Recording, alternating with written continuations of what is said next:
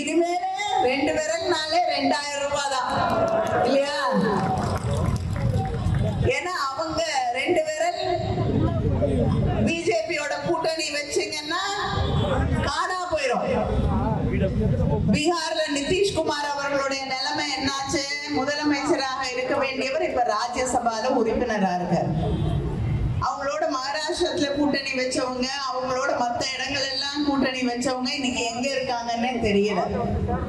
அதனால நம்ம எடப்பாடி பழனிசாமி அவர்கள் ஜாக்கிரதையா இருக்கணும். போற போக்குல ஏதாவது ஒரு மாநிலத்துக்கு கவர்னரா தான் அவர் அனுப்ப போறாங்க.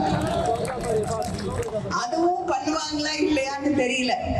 அது அமித்ஷா அவர்கள் மனசு வச்சா ஒருவேளை அனுப்புவாங்க. ஏன்னா இப்ப அண்ணா திமுகங்கிறது கிட்டத்தட்ட அமித்ஷா திமுக அப்படின்னு சொல்லக்கூடிய அளவுக்கு அவர்களோடு கைகட்டி நிற்கக்கூடியவர்களாக மாறிவிட்டீர்கள்.